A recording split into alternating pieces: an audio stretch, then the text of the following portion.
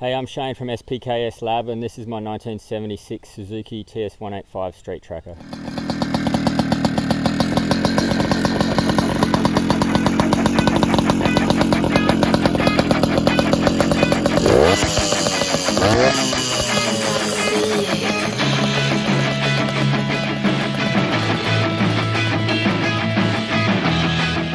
This bike started out as a piece of junk that I found on Marketplace one night. It was $250. It was really rusty. It had been sitting in a paddock for years, but it was fairly complete and everything that I needed was there with it. So I bought it, loaded it up and got it back home to my workshop.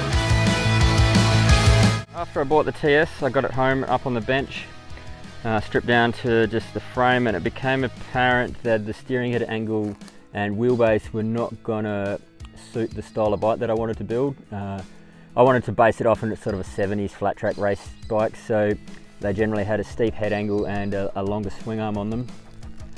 So I spoke to one of my mates and he had a KTM 450SX wreck at his house, and he said he would sell me the frame, the forks, the triple clamps, front hub and the front brake assembly for a carton of beer.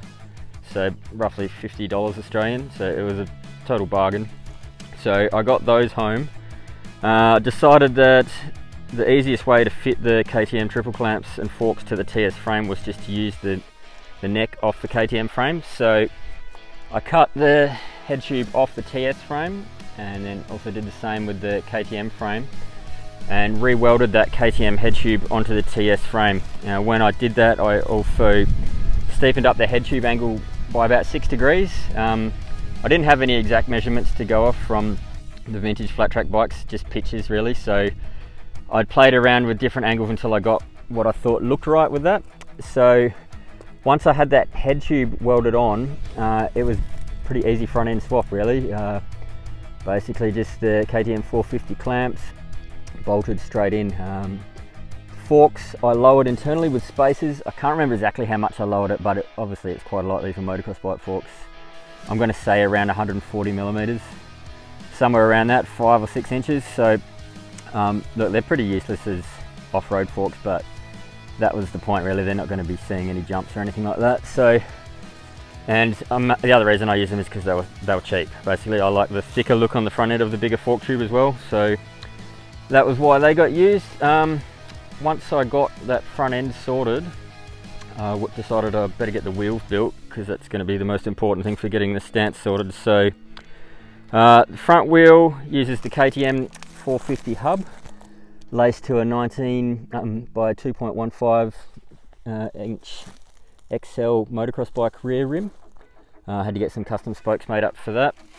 And then the rear wheel, another mate of mine had an old YZ250 wreck sitting in his workshop, and he sold me the rear wheel from that along with the rear brake caliper. So the rear hub is YZ250, 2007 or so, and that is also laced up to a 19 by 2.15 inch XL rim. Easy to get spokes for that because it's obviously the standard size.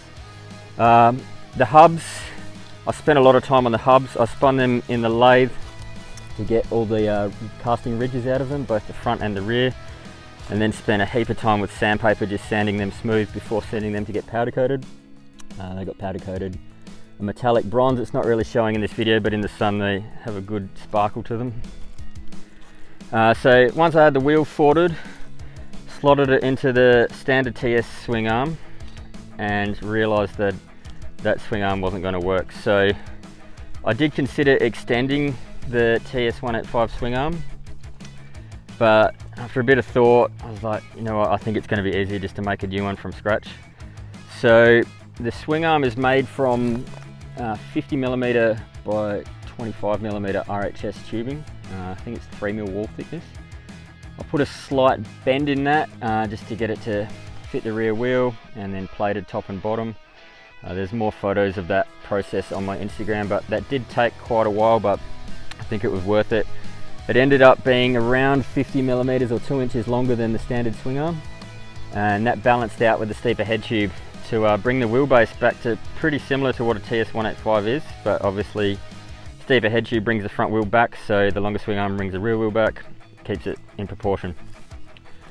I think from memory also on this swing arm I used the front tube from a Yamaha R15. I just happened to have that in my shed, so that made it easy to get bearings and so on like that, and it was the correct width for the TS frame. So now we had something that was starting to take shape, was starting to look how I wanted it to look. So I then went on to make a subframe for it. I just cut the entire old subframe off. I didn't want to waste any time trying to make that work, so it's just a basic, really basic tube subframe. Yeah, not much really to say about that. It's as simple as I could make it, with a couple of box sections for the shocks to mount. The rear shocks are from a 1992 Kawasaki 750 Zephyr. They were just a cheap marketplace find. I think they cost me about $100. Again, the theme of this bike was just to build it as cheap as possible, because I didn't really know what I was going to do with it, so I didn't want to have a lot of money invested in it. So it's basically just shopping around for cheap marketplace parts and parts that friends had in their workshops. So the shocks are laid forward on a fair bit more of an angle than the standard shocks. That's purely for aesthetic reasons, because I made them match the same angle as the frame there, so you can sort of see next to the air filter there, those frame spars are on the same angle as the shocks. So that was my reasoning behind doing that. And I guess we'll go down to the engine side of things. So standard TS185 engine, I did give it a light port job, but like nothing that's going to create any significant performance gains. Flat side carby, it's just a no-name carby that I got off eBay.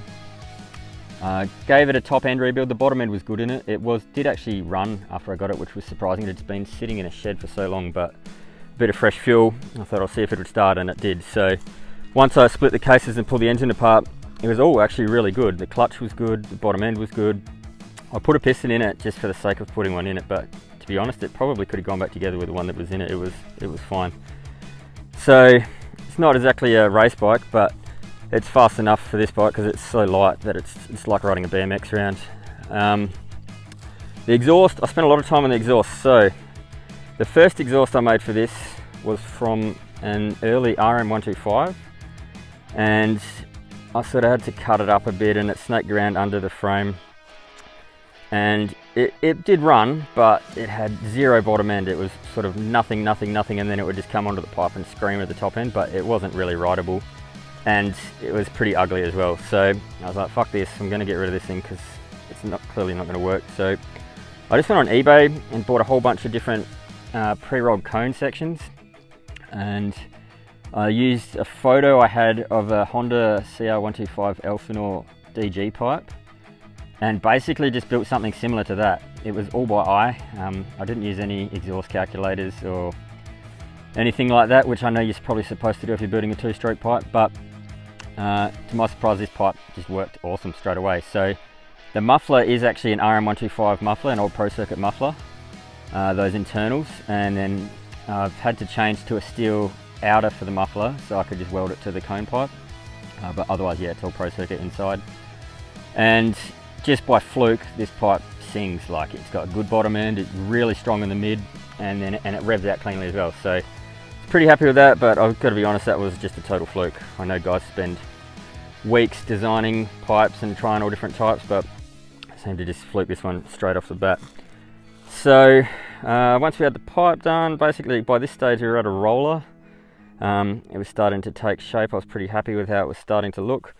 The tank is from, I don't even know exactly what it is. It's an early small capacity Suzuki motocross bike.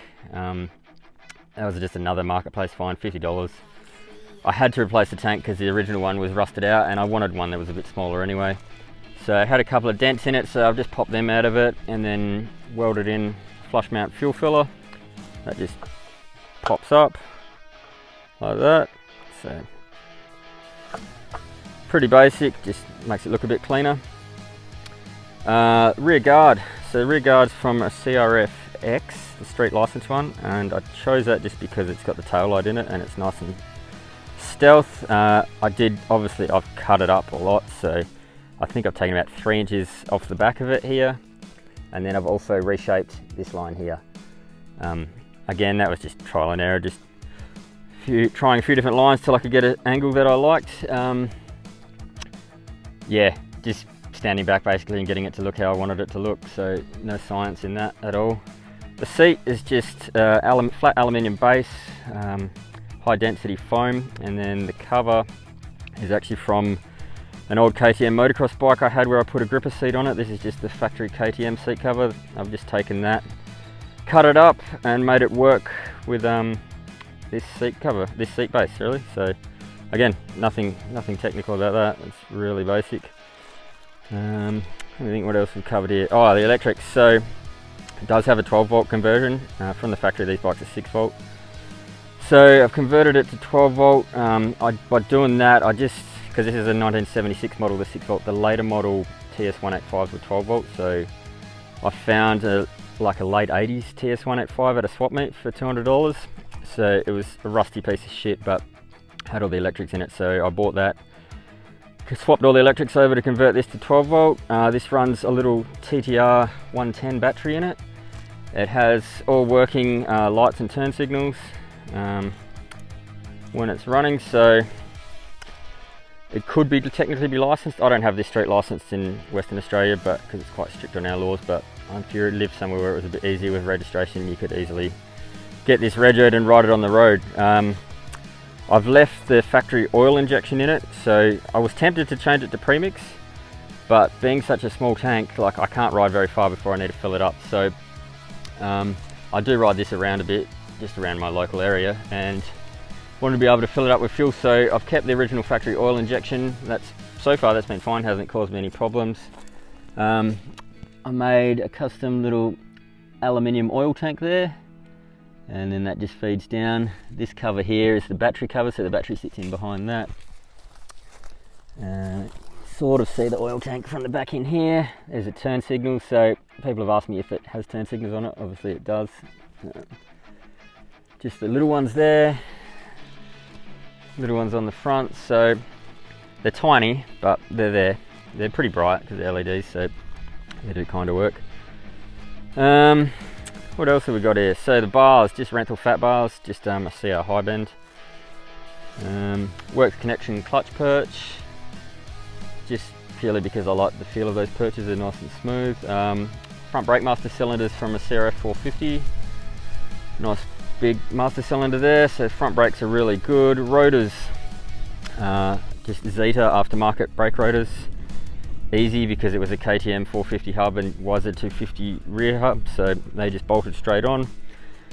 Chain and sprockets, I managed to find, I think it's a 46 tooth Renthal rear sprocket. I just wanted a Renthal rear sprocket because it's sort of like got the good 90s look to it. It was difficult to find one this small for a YZ hub, but yeah, managed to get one from the UK. So the gearing on this is pretty much the same as standard TS185 gearing. It could probably be a little bit shorter and it would rev a bit better, but for the riding I do on it, it's fine. Chain adjuster blocks, they're from a YZ250. I integrated them into the swing arm that I made. The rear sets, so foot pegs, shifter, and brake pedal on the other side here. They're all from a Yamaha R15. That was just a little commuter street bike that I'd bought from auction a while ago, so that just donated those, and they do the job, they're nothing special. Rear master cylinder was a 250, run the brake line down into the swing arm, and it comes out the bottom. I made a custom caliper bracket to mount the rear caliper underneath. On a motocross bike, they're normally up on top there. Again, that was just for aesthetics, there was no other reason to do that. What else? Side plates, just 3mm aluminium. Again, just no real finesse to them, just cut out a shape that I liked.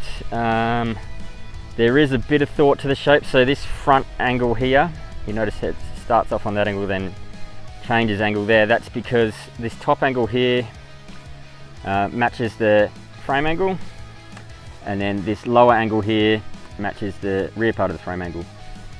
So when you're standing back, it's sort of all looks cohesive, I guess. Probably didn't need to do that, but that's just what I thought at the time would look good. And yeah, I think that's pretty much it. Paint, there's nothing special with the paint at all. So funny story with the frame on this. Originally this frame was going to be powder coated in like a Suzuki bright blue. Well, not a bright blue, but a Suzuki blue. I dropped it off at the powder coaters, and when I went to pick it up, it looked more purple. So in some lights it looks blue, but most of the time it looks purple. So that's actually what decided the graphics scheme for this bike. So once I got the frame, I was like, well, I can get him to redo it in the blue, or I'll work with the purple. So as soon as I saw the purple, I was like, I think that's going to look pretty good with the early Suzuki RM250, RM125 side plate graphics. So that's what I went with, and that was the decision. That was why I made that decision to run with these graphics. The tank, I painted myself with rattle cans. So again, that's nothing special. I'd like to repaint that. I'm not totally stoked with that, but it came out okay for what it is. It's still got sort of 3 or 4 coats of base coat and then a few coats of clear on it and been polished, so it came up pretty good, but I'd like to repaint that with a proper spray gun. And yeah, I think that pretty much covers it. So for the number plate graphics on the rear, I bought a graphics kit for a 1992 Suzuki RM125, like an OEM replica kit, and then just cut the sections of that out that I wanted to use on these side plates. So it's similar, but it's not exactly the same as the RM graphics. It's just, but it definitely still has that same vibe. The 185 I printed on the swing arm, same deal. I just found a font online that sort of matched what Suzuki used on their swing arms back in the day, so printed that out on my little hobby sticker maker, the 185 there. The tank logos, same deal. That's just something I drew up on the computer pretty quickly, really, and then printed it out on my hobby sticker machine. So again, nothing fancy there. The number 2 on the front number plate, there's no significance to the number 2. I just thought that that looked the best on the plate. So that's why that's there. The headlight is a Nava unit. I think it's like a 4-wheel drive. I don't know what you would even use it for. I think people use it for like a rear light or a camping light or something like that, but plenty bright enough what it is, the LED. ODI lock-on grips. I think that pretty much covers it. Yeah, so anything else, obviously let me know, but the total cost of this bike was probably around $3,000 Australian. So I'll let you do your own math to work out what that is in other currencies, but it's cheap. It was really cheap, really. You could, anyone could build a bike for that price. I think it's yeah, definitely achievable. I did that, yeah, like I said earlier, just by using parts that I found on Marketplace for cheap and repurposing old bits, calling on mates that had stuff laying around in their sheds to try and make it happen. So build time was roughly, I'm going to say 2 years, but I wasn't working very fast on it at all. So I started it around the time COVID hit. That was just coincidence. It's not a COVID project or anything like that. That's when I happened to start it. And I worked on it when I felt like it, really. So no schedule. I didn't really push myself with it. So I think if you were working on this bike full time, you could probably knock it out in a month or 2. That's the fabrication side of it anyway. Then obviously you'd have to wait for paint, but very achievable for someone to do in their home shed. I did use a TIG welder on some of this stuff, but a lot of the bike was just done with a cheap MIG welder and a 4-inch angle grinder. So there's nothing on this bike that anyone who's sort of handy with tools couldn't do themselves, and that's kind of what I wanted to do, just sort of see if I could build something that was cool but was also cheap and could be built by anyone in their home shed in their spare time. So I was quite fortunate with this bike as well. It got picked up by Bike XF and featured on their website. I probably owe a big thanks to my mate Jordan Least for the photos for that. I think if he hadn't taken the awesome photos that he had done and the editing that he'd done, I'm not sure that it would have been published, but yeah, so thanks Jordan. But yeah, so I was stoked to get it on Bike XF, and then from the Bike XF feature, it was then ran on a few other websites as well, in print media and Custom Bike Magazine, a German magazine. Dunlop Tyres had it on their Instagram page, so that was pretty flattering. And then It also won the best bike in the Shannon's online show and shine competition. So again, stoked for that. Like, I didn't expect any attention for this bike at all. It got way more than I thought it ever would for just a cheap shed build, but for some reason it just seems to have struck a chord with a lot of people. So yeah, very grateful for that. Hopefully I can back it up with some more builds in the future, but we'll see how that goes.